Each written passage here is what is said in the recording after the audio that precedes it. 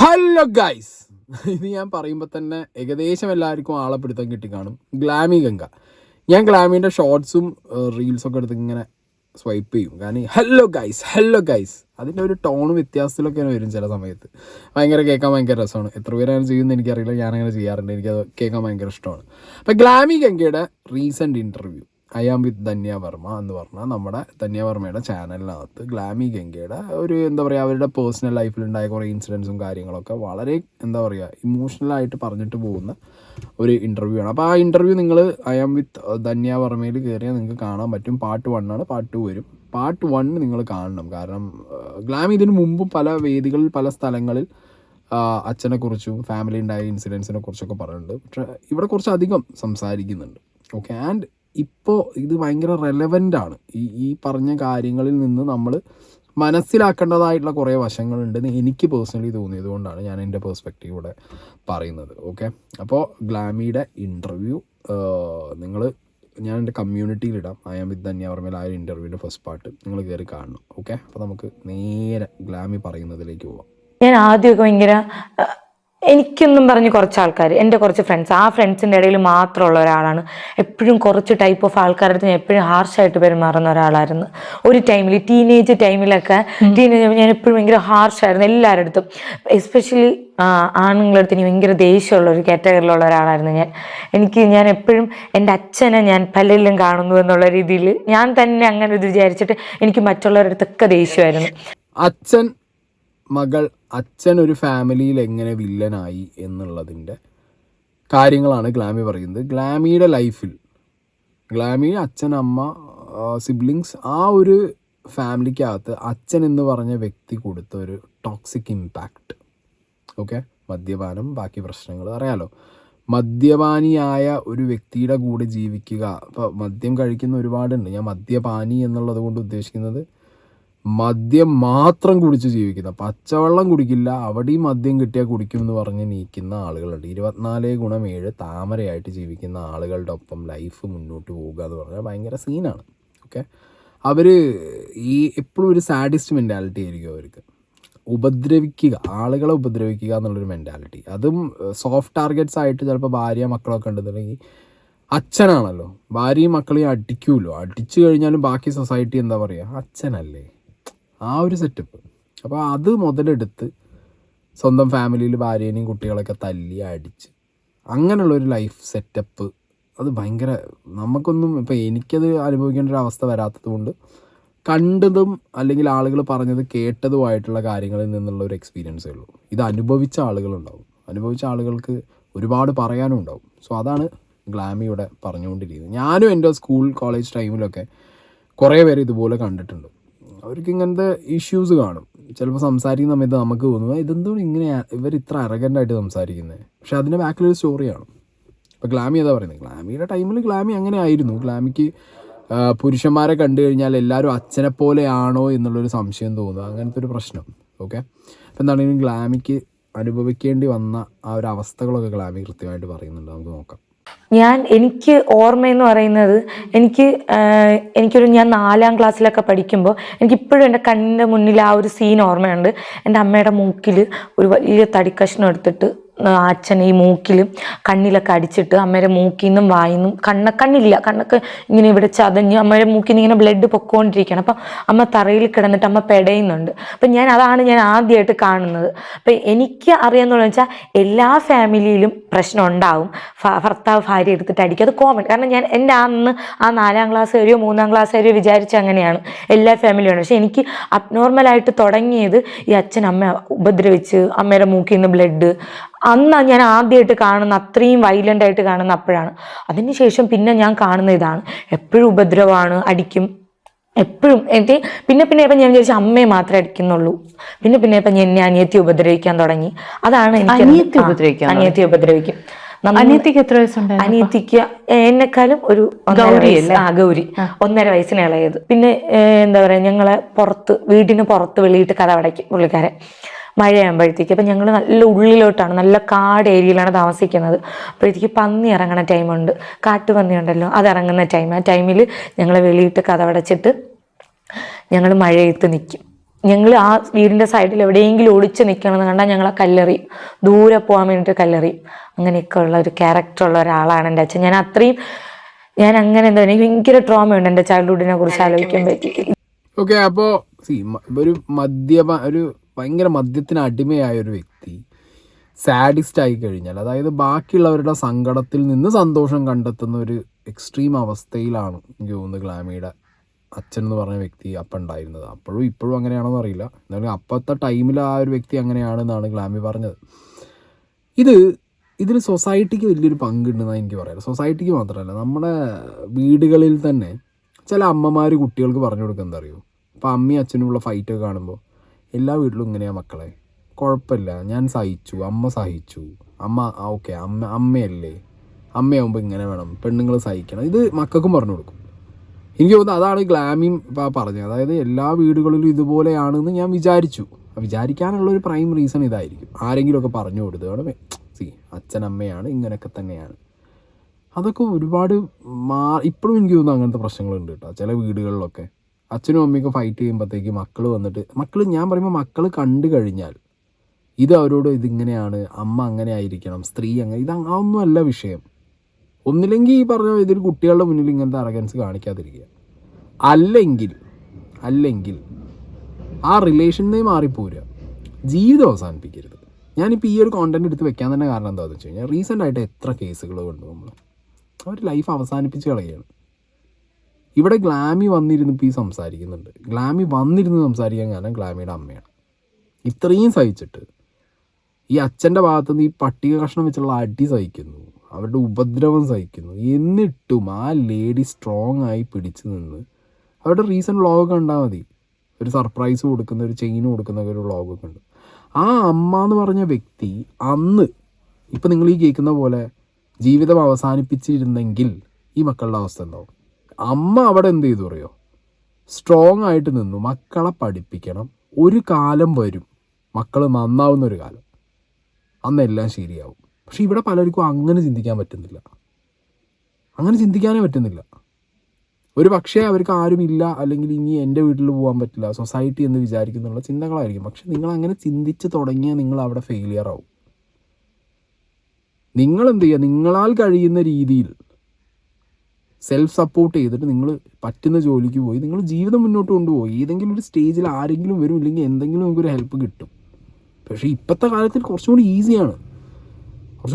Social media ഒക്കെ വളരെ ആക്റ്റീവാണ്. നിങ്ങൾക്ക് എന്തെങ്കിലും പ്രശ്നങ്ങളുണ്ടെങ്കിൽ നിങ്ങൾക്ക് തുറന്ന് പറയാൻ പറ്റും, ആളുകളുണ്ട് ഇവിടെ. പക്ഷെ ഇതൊന്നും ഇല്ലാത്ത കാലത്താണ് ഗ്ലാമിയുടെ അമ്മ ആ ഒരു സ്റ്റേജിൽ ഇവരെ ഈ ഒരു നിലയിലേക്ക് കൊണ്ടുവന്നത്. അപ്പം എന്താ പറയുക, ഞാൻ പറയുമ്പോൾ ഇതിൽ ഗ്ലാമിയുടെ ഒരു പാസ്റ്റ് പറയുമ്പോൾ നമ്മളതിൽ ആ ഒരു സോറി സ്റ്റേജ് ഓക്കെ ഫൈൻ, അത് നമുക്ക് മനസ്സിലാവും. പക്ഷെ അതിൽ കൂടുതൽ നമ്മൾ മനസ്സിലാക്കേണ്ടത് ആ അമ്മ നടത്തിയ സ്ട്രഗിളും ഫൈറ്റും, ആ അമ്മ ഈ കുട്ടികളെ കൊണ്ട് പ്രൗഡാവുന്നതും ഒക്കെ ആ അമ്മയുടെ സ്ട്രഗിളും. അമ്മ എന്ന് പറയുന്ന ഫൈറ്റർ ഉണ്ട് അവിടെ, ഗ്ലാമിയുടെ അമ്മ എന്ന് പറഞ്ഞു, അങ്ങനെ ഫൈറ്റ് ചെയ്യണമെന്നാണ് ഞാൻ പറയുന്നത്. അല്ലാതെ ഓടിപ്പോയിട്ട് ജീവിതം അവസാനിപ്പിക്കുന്ന പരിപാടി ചെയ്യാതിരിക്കുക. ഞാൻ എപ്പോഴും അമ്മയടുത്ത് പറയും, നമുക്ക് ഇവിടെ നിന്ന് പോവാം, ഒന്നെങ്കിൽ അമ്മയെ കൊല്ലും അല്ലെങ്കിൽ ഞങ്ങളെ കൊല്ലും, നമുക്ക് ഇവിടെ നിന്ന് പോകാം, നമുക്ക് ഇവിടെ നിൽക്കേണ്ടെന്ന് പറയും. അപ്പം അമ്മയും നമ്മളെവിടെ പോകാം, നമുക്ക് വീടില്ല, നമുക്ക് എവിടെ പോവും എന്ന് അമ്മ ചോദിക്കും. ആക്ച്വലി ഞങ്ങൾക്ക് പോകാൻ വേണ്ടിയില്ല, കാരണം എല്ലാവരും ഫാമിലി ആയിട്ട് ജീവിക്കുകയാണ്. അപ്പം പണ്ടത്തെ ഉള്ള ഒരാൾക്കാരുടെ ഒരു മൈൻഡ് സെറ്റ് ഉണ്ട്, കല്യാണം കഴിച്ച് പെങ്കൊച്ചിനെ പറഞ്ഞു വിട്ടാൽ പിന്നെ അവർക്കൊരു ബാധ്യതയില്ല, അവർക്കറിയണ്ട.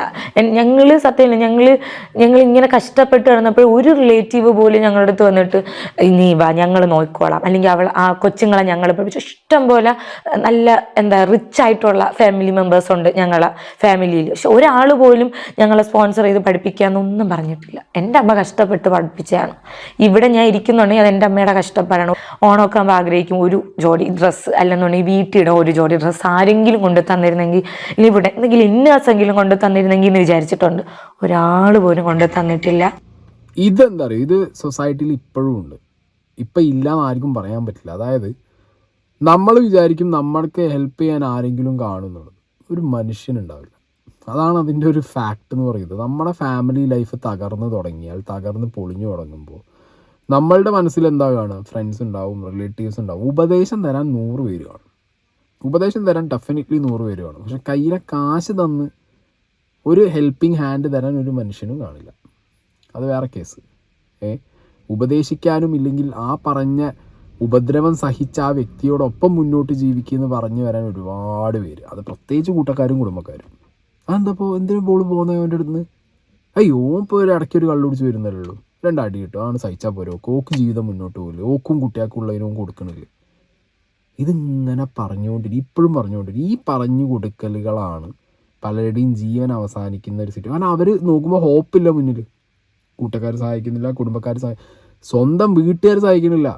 കെട്ടിച്ച് വിട്ട ഗ്ലാമി പറഞ്ഞ പോലെ ആ വഴിക്ക് പോകണമെന്നാണ്. അല്ലാതെ അത് കെട്ട് കഴിഞ്ഞ ആ സ്ത്രീയെ എന്താ പറയുക പിണ്ണം വെച്ച് വീട്ടിൽ നിന്ന് പുറത്താക്കി എന്നുള്ള മെൻറ്റാലിറ്റിയുള്ള ആളുകൾ ഇപ്പോഴും സൊസൈറ്റിയിൽ ജീവിച്ചിരിക്കുന്നത് കൊണ്ട് കല്യാണം കഴിച്ചു പോകുന്ന സ്ത്രീകൾക്ക് ഹസ്ബൻഡിൻ്റെ വീട്ടിൽ അനുഭവിക്കുന്ന പ്രശ്നങ്ങൾ സ്വന്തം വീട്ടിൽ പറഞ്ഞാൽ ആക്സെപ്റ്റ് ചെയ്യാൻ പറ്റാത്ത സിറ്റുവേഷനിൽ അവരുടെ മൈൻഡ് മാറും.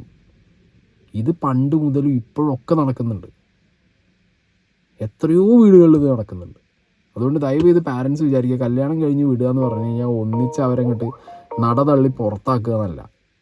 നിങ്ങളുടെ ലൈഫിൽ നിന്ന് നിങ്ങൾ എന്തോ ബാധ്യത എടുത്ത് കളയുന്ന പോലെയാണ് കല്യാണം കഴിച്ച പെൺമക്കളെ വിടുന്നത്. Don't do that. പോലീസ് സ്റ്റേഷനിൽ പോയിട്ടുണ്ട്, കംപ്ലൈൻറ്റ് ചെയ്തിട്ടുണ്ട്. ഒരിക്കൽ ഞാൻ പറഞ്ഞില്ലേ മൂക്കിടിച്ച് ആ ഒരു സംഭവത്തിൽ പോലീസ് സ്റ്റേഷനിൽ പോയിട്ടാണ് അച്ഛനെ ഡി അഡിക്ഷൻ സെൻറ്ററിൽ വിട്ടിട്ടുണ്ടായിരുന്നു. ഡി അഡിക്ഷൻ സെൻറ്റർ വിട്ടിട്ട് പുള്ളിക്കാർ 6 മാസം കുടിച്ചിട്ടില്ല. അന്ന് ഞങ്ങളുടെ ലൈഫിൽ ഭയങ്കര പീസ്ഫുള്ളായിട്ടുള്ള സമയമാണ്. പക്ഷെ ആ സമയത്ത് പുള്ളിക്കാരൻ ഞങ്ങളടുത്ത് ചിരിച്ച് സംസാരിക്കുകയും സ്നേഹിക്കുകയും ഒന്നുമില്ല. എപ്പോഴും മുഖം അങ്ങനെ ഒരു ചിരിച്ച് സംസാരിക്കുന്ന ക്യാരക്ടർ അല്ല. ഞാൻ ചിരിക്കാൻ കണ്ടിട്ടുണ്ട്, പുള്ളിക്കാരൻ്റെ ഫ്രണ്ട്സിൻ്റെ അവിടെയൊക്കെ ഇരിക്കും ഞാൻ ചിരിക്കണം. അപ്പം ഞാൻ ഇങ്ങനെ അത്ഭുതത്തോടെ നോക്കിയിട്ടുണ്ട്, അയ്യോ ഈ മനുഷ്യന് ചിരിക്കാൻ അറിയാമല്ലോ, ഞങ്ങളുടെ തിന്നേ വരെ ചിരിച്ച് സംസാരിച്ചിട്ടില്ല. അപ്പം ഡി അഡിക്ഷൻ സെൻറ്ററിൽ പോയി 6 മാസം കഴിഞ്ഞപ്പം എഗെയിൻ പുള്ളി കൂടി തുടങ്ങി. എഗെയിൻ തുടങ്ങിയപ്പോൾ പിന്നെയാണ് ഒട്ടും ഞങ്ങൾക്ക് സഹിക്കാൻ പറ്റാത്ത വയലൻസ് ആയത്. ഞങ്ങൾക്ക് ഫുഡ് ഇല്ലാതായി, ഞങ്ങൾക്ക് ഡ്രസ്സ് ഇല്ലാതായി. മുമ്പ് ദിവസം അമ്മയ്ക്ക് 50 രൂപയൊക്കെ കൊടുക്കുമായിരുന്നു. അന്നത്തെ 50 രൂപയൊക്കെ കൊടുക്കുമായിരുന്നു. മീൻ വാങ്ങാനും സാധനങ്ങൾ വാങ്ങാനും ഒക്കെ 50 രൂപ കൊടുക്കാനും. പിന്നെ ഒട്ടും പൈസ കൊടുക്കാതെ. പക്ഷെ പൈസ കൊടുത്തില്ലെങ്കിലും പുള്ളിക്കാരൻ തിരിച്ച് വീട്ടിൽ വരുമ്പോൾ പുള്ളിക്കാരൻ ഫുഡ് വേണം. അതെൻ്റെ അമ്മ ഉണ്ടാക്കി വെച്ചേക്കണം. എൻ്റെ അമ്മ അരിയില്ല ഫുഡില്ല എന്ന് പറഞ്ഞാൽ അപ്പം അവിടെ അടിയും പ്രശ്നമാണ്. ഈ ഡി അഡിക്ഷൻ സെൻറ്റേഴ്സ് എത്രത്തോളം ആളുകളെ ഹെൽപ്പ് ചെയ്യുന്നുണ്ട് എന്നുള്ളത് എനിക്ക് എപ്പോഴും ഡൗട്ട്ഫുള്ളാണ്. കാരണം എനിക്ക് പേഴ്സണൽ മെസ്സേജ് അയക്കുന്ന പലരും പറയാറുണ്ട്, ചേട്ടാ ഡി അഡിക്ഷൻ സെൻറ്ററിൽ അച്ഛനെ കൊണ്ടുപോയാക്കി, ചേട്ടാ ഹസ്ബൻഡിനെ ഡി അഡിക്ഷൻ സെൻറ്ററിൽ കൊണ്ടുപോയാക്കി, ബ്രദറിനെ ഡി അഡിക്ഷൻ സെൻറ്ററിൽ കൊണ്ടുപോയി. അങ്ങനെ കുറച്ചധികം ആളുകൾ. എന്നിട്ടും കാര്യമൊന്നുമില്ല ചേട്ടാ, പഴയതിനേക്കാൾ കൂടുതലാവുകയാണ് കാര്യങ്ങൾ. അവിടെ പോകുമ്പോൾ ഒക്കെ ഫൈൻ, ആ ഒരു 2 മാസം 6 മാസം ഒരു കുഴപ്പമില്ല, അല്ലെങ്കിൽ 1 കൊല്ലം ഒരു കുഴപ്പമില്ലാതെ പോകും. തിരിച്ച് വന്നിട്ട് പിന്നെ അതിലേറെ വയലൻസാണ് കാണിച്ചുകൊണ്ടിരിക്കുന്നത്. ഇപ്പോൾ ഡി അഡിക്ഷൻ സെൻറ്ററുകൾ എന്ന് പറയുന്നതിൻ്റെ പാറ്റേൺ എന്താ, വർക്കിംഗ് എന്താണെന്നുള്ളത് അത് ശരിക്കും റീച്ചൊക്കെ ചെയ്യേണ്ട ഒരു അവസ്ഥയാണ്. കാരണം ഇങ്ങനെ കൊണ്ടുപോയിട്ടൊരു 6 മാസം 1 കൊല്ലം ടൂർ പോകണം, അതിൽ പോയി തിരിച്ചു വന്നു ഫുൾ ആരോഗ്യത്തിൽ തിരിച്ചു വരും, വീണ്ടും കുടിക്കും. അതിന് അവിടെ മെയിനായിട്ട് റോള് കളിക്കുന്നത് ആരറിയോ? ഫ്രണ്ട്സാണ്. ഈ കള്ള് കുടിക്കുന്നവർക്കൊക്കെ ഒരു ഗ്യാങ് കാണും. ഈ ഡി അഡിക്ഷൻ സെൻറ്ററിൽ പോയി അല്ലെങ്കിൽ കള്ളുകൂടി മാറ്റി അല്ലെങ്കിൽ ഞാൻ കള്ളുകൂടി നിർത്തി എന്ന് പറയുമ്പോഴത്തേക്കും മാറിയായി ഒരു പുച്ഛഭാവത്തിൽ നോക്കിയിട്ട് അവനെ പുച്ഛിച്ച് 4 ആളുടെ നല്ലവനായിപ്പോൾ കള്ള് കുടിച്ചാൽ എല്ലാവരും ഒരുപോലെയല്ല. ചില ആളുകൾ വയലൻ്റ് ആവും, ചില ആളുകൾ സൈലൻ്റ് ആവും, ചില ആളുകൾ ആ മദ്യത്തിൻ്റെ ഒരു ലഹരിയിൽ ഒരേ പോക്ക് പോവും. അപ്പം ഞാൻ കുടിക്കുന്ന പോലെ മറ്റവൻ കുടിച്ചാലെന്ന് വിചാരിച്ചിട്ട് ഇപ്പം ഈ കളിയാക്കുന്നവൻ ചിലപ്പോൾ കുടിച്ചു കഴിഞ്ഞാൽ അടിച്ച് എവിടെയെങ്കിലും പോയി ഓഫ് ആവലായിരിക്കും. മറ്റവൻ കള്ളു കുടിച്ച് കഴിഞ്ഞാൽ വയലൻ്റ് ആവലായിരിക്കും. ഏത് അപ്പോൾ ഈ കള്ളുകുടി നിർത്തുക എന്നുള്ള കാര്യം ബാക്കിയുള്ളവർ അറിഞ്ഞു കഴിഞ്ഞാൽ എന്തോ മോശപ്പെട്ട പരിപാടിയാണ്. ഈ ഡി അഡിക്ഷൻ സെൻറ്ററിൽ അങ്ങനെ അതുകൊണ്ടാണ് 2ാമത് സ്റ്റാർട്ട് ചെയ്യുന്നതെന്നുണ്ട് എനിക്ക്. അല്ലെങ്കിൽ പിന്നെ ഈ പറഞ്ഞ പോലെ പ്രോപ്പറായിട്ട് ഇയാൾ മദ്യം ഇനി തൊടാത്ത അങ്ങനെ ചെയ്യാൻ പറ്റുള്ളൂ. എനിക്കറിയാൻ പാടില്ല. ഡി അഡിക്ഷൻ സെൻറ്ററിൽ കൊണ്ടുപോയി കംപ്ലീറ്റ്ലി മദ്യപാനം നിർത്തി ശരിയായി തിരിച്ച് ലൈഫിലേക്ക് ഐ ഡോണ്ട് തിങ്ക് സോ എത്ര പേര് വന്നിട്ടുണ്ട് അങ്ങനെ എന്നുള്ളത്. അങ്ങനെ വന്ന ഒരാളുടെ കുറിച്ചൊന്നും ഞാൻ റെയർലി എവിടേക്കോ പറഞ്ഞു കേട്ടിട്ടേ ഉള്ളൂ പേഴ്സണൽ ലൈഫിൽ കേട്ടോ. അല്ലാത്തതൊക്കെ ഞാൻ കണ്ടതും കേട്ടതൊക്കെ ഒന്നില്ലെങ്കിൽ ഡി അഡിക്ഷൻ സെൻറ്ററിൽ പോയിട്ട് മരിച്ചൊരവസ്ഥയൊക്കെ ഉണ്ട്, ലൈഫിൽ മരിച്ചൊരവസ്ഥ. ഡി അഡിക്ഷൻ സെൻറ്ററിൽ പോയി തിരിച്ചു വന്നു 6 ദിവസം കൊണ്ട് ആൾ പോയി. അല്ലെങ്കിൽ ഇപ്പോൾ പറഞ്ഞാൽ തിരിച്ചു വന്ന് 2ാമത് ഭയങ്കര കൂടി തുടങ്ങി. വെരി റയറായിട്ടാണ് ഡി അഡിക്ഷൻ സെൻറ്ററിൽ പോയിട്ട് എല്ലാം മാറി എന്ന് പറഞ്ഞിട്ട് ഒരാൾ തിരിച്ചു വന്ന് ഞാൻ കേട്ടിട്ടുള്ളത്. എൻ്റെ പുള്ളിക്കാരൻ ട്യൂഷൻ ഉണ്ടാക്കി തിരിച്ചു ഞാൻ ഒന്നും കഴിക്കാതെയാണ് പോയത്. കഴിക്കാതെ പോയി ഞാൻ വീടെത്തി. ഞാൻ വീട്ടിൽ ഇരുന്ന് കഴിക്കുകയാണ്. അപ്പം ഞാൻ രാവിലെ 6 മണിക്ക് പോയിട്ട് ഞങ്ങൾ തിരിച്ചെത്തിയപ്പോൾ 11 മണിയായി. അപ്പം ഞാൻ വീട്ടിൽ നിന്ന് കഴിച്ചപ്പം പുള്ളിക്കാരൻ നോക്കിയപ്പോൾ ഞാൻ കഴിച്ചുകൊണ്ടിരിക്കുകയാണ്. അപ്പം പുള്ളിക്കാരൻ പകുതി വഴിയിൽ വെച്ച് പുള്ളിക്കാരൻ്റെ കയ്യിലിരുന്ന സഞ്ചി അവിടെ വച്ച് എന്നിട്ട് പറഞ്ഞ് ഇത് വന്നെടുത്തു. ഞാൻ കഴിച്ചിട്ട് വന്നെടുക്കാം, കഴിച്ചുകൊണ്ടിരിക്കുകയല്ലേ, കഴിച്ചിട്ട് വന്നെടുക്കാമെന്ന് പറഞ്ഞു. അതിന് ഞാൻ കഴിച്ചിട്ട് വന്ന് എടുക്കാമെന്ന് പറഞ്ഞതിന് ഒരു കമ്പെടുത്തിട്ട് എന്നെ കുറേ അടിയടിച്ച്. അന്ന് ഞാൻ പറഞ്ഞു, ഇങ്ങനെ ഞങ്ങളെ ഇട്ട് ജീവിക്കണേക്കാളും ഞങ്ങളെ കൊല്ലണയാണ് നല്ലത്, നന്നായിട്ട് നോക്കാനും പറ്റില്ല, അതിനേക്കാളും ഞങ്ങളെ കൊല്ലണയാണ് നല്ലതെന്ന് പറഞ്ഞു. എന്നിട്ട് ഞാൻ പറഞ്ഞു, സത്യം ഞാൻ ഇങ്ങനെ പറഞ്ഞു, ഇങ്ങനെ ജീവിക്കണേക്കാളും നല്ലത് മരിക്കുന്നതാണ് പറഞ്ഞ ഉടനെ പുള്ളിക്കാരൻ റൂമിൽ അമ്മയുടെ സാരി എടുത്ത് എനിക്ക് കുരുക്കിട്ട് മരിക്കാൻ വേണ്ടിയിട്ട്. ഞാൻ കയറി, കാരണം അച്ഛൻ തന്നെ കുരുക്കിട്ടിട്ട് ചാവ്, നീ ജീവിക്കണ്ട, മരിക്കുമെന്നും പറഞ്ഞ് നിന്നപ്പം ഞാൻ കയറി. ഞാൻ ഇങ്ങനെ കുരുക്കിട്ടിട്ട് ഞാൻ ഇങ്ങനെ ആലോചിച്ച് നിന്ന്. എന്തൊരവസ്ഥയല്ലേ, അച്ഛൻ മകൾക്ക് മരിക്കാനുള്ള കുരുക്കിട്ട് കൊടുക്കുക ചത്തോ എന്ന് പറഞ്ഞിട്ട്. സാഡിസ്റ്റ് മെൻറ്റാലിറ്റിയാണ്. അതായത് എന്നെ അനുസരിച്ചില്ല മകൾ, മദ്യമാണത് ബേസിക്കലി. മദ്യം മാത്രമല്ല, ആ വ്യക്തിയുടെ ഒരു ക്യാരക്ടർ അങ്ങനെ ആയിരിക്കും ചിലപ്പോൾ. ഏത് എന്നെ അനുസരിച്ചില്ലേ, ഇന്ന് ഇനിയിപ്പോൾ ജീവിക്കണ്ട, ഓഹോ എന്നോട് തറന്നല്ല പറഞ്ഞു, അതും പെണ്ണ്. അങ്ങനെയൊക്കെ ചിന്തിച്ച് കൂടുന്നതിനൊപ്പം മദ്യത്തിൻ്റെ എഫക്റ്റും കൂടി ആകുമ്പോൾ അതിഭീകരമായിരിക്കും. ലൈക്ക് ഇത് ഈ ഒരു സ്ട്രഗ്ലിങ് ഫേസിലൂടെ പോകുന്ന ഒരുപാട് പേര് സൊസൈറ്റിക്കകത്തുണ്ട്. മദ്യപാനം കാരണം ഫാമിലിയിൽ ഭയങ്കര വയലൻ്റ് ആകുന്ന ആളുകൾ. അൺഫോർച്ചുനേറ്റ്ലി പോലീസ് പോയി കേസ് കൊടുത്തിട്ടും കാര്യമൊന്നുമില്ല. എന്ത് കാര്യം? ഒരു പോലീസ് സ്റ്റേഷനിൽ മദ്യപാനിയായ വ്യക്തി കാണിക്കുന്ന തെമ്മാടിത്തരങ്ങൾ കാണിച്ച് എത്ര കേസ് ഒരു മാസം വരുന്നുണ്ടാവും? എത്ര കേസ് വരുന്നുണ്ടാവും?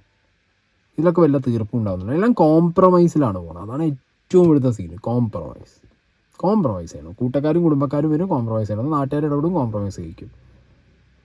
കോംപ്രമൈസ്. പോലീസ് സ്റ്റേഷൻ തുറന്നു വെച്ചിരിക്കുന്നത് കോംപ്രമൈസിനാണോ എന്ന് എനിക്ക് അറിയാൻ പാടില്ല. കാരണം ഇങ്ങനത്തെ കേസുകളിലൊക്കെ കോംപ്രമൈസ് എന്ന് പറഞ്ഞിട്ടാണ് പോക്ക്.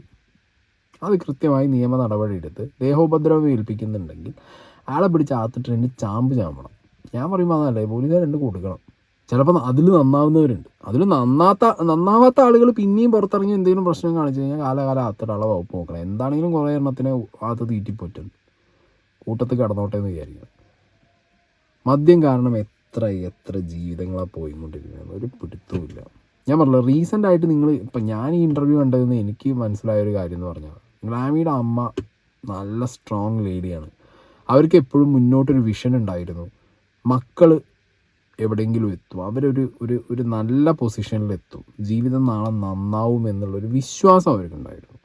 അതിനവരുടെ സൊസൈറ്റി ഒപ്പം നിന്നിട്ടില്ല, അവരുടെ ഫാമിലി ഒപ്പം നിന്നിട്ടില്ല. ആകെ അമ്മയും മക്കളും മാത്രമാണ്. പരസ്പരം അവരങ്ങോട്ടും ഇങ്ങോട്ടും സപ്പോർട്ട് ചെയ്തു. ഗ്ലാമി ഇന്നൊരു നല്ലൊരു പ്രൊഫഷനിൽ വന്നു, നല്ല രീതിയിൽ ഇൻകം ജനറേറ്റ് ചെയ്യുന്നു, ആളുകൾ അറിയുന്ന ഒരു സെലിബ്രിറ്റിയായി. ആ അമ്മയ്ക്കും സന്തോഷം, ആ ഫാമിലിക്കും സന്തോഷം. ഇതൊന്നും ചിന്തിക്കാതെ ഫ്യൂച്ചർ ഇങ്ങനെ ആവണം അല്ലെങ്കിൽ ഇങ്ങനെ ആവണം എന്നൊരു വിശ്വാസം വേണമല്ലോ നമുക്ക്. അതില്ലാതെ പോയിട്ട് എന്ത് ചെയ്യും? മാനക്കേടോ ഇതിന് മാനക്കേടോ അഭിമാനത്തിൻ്റെ പ്രശ്നം എന്തിനാ? അവരാ നമ്മളതല്ല. അങ്ങനെ ചിന്തിച്ചാൽ പോരെ.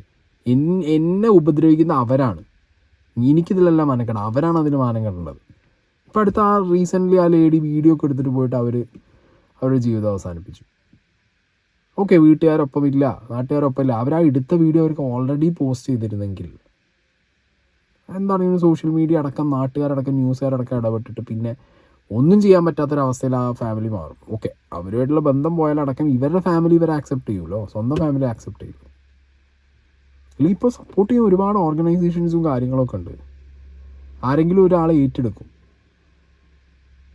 ഇത് ഗ്ലാമിയുടെ അമ്മയ്ക്ക് കംപ്ലീറ്റ്ലി ക്രെഡിറ്റ് കേട്ടോ. അവരെ ഗ്ലാമിയും സിസ്റ്ററൊക്കെ ഈ ഒരു നിലയിൽ എത്തുമ്പോൾ അവരുടെ ലൈഫ് മാറുന്നുള്ള അവരുടെ തോട്ട് തന്നെയാണ് അവരെ മുന്നോട്ട് കൊണ്ടുപോയത്. എഡ്യൂക്കേഷൻ, ഇവരുടെ കരിയർ അങ്ങനെ ആയിരിക്കണം. അല്ലാതെ ജീവിതം പകുതിക്കിട്ട് ഓടാൻ പാടില്ല.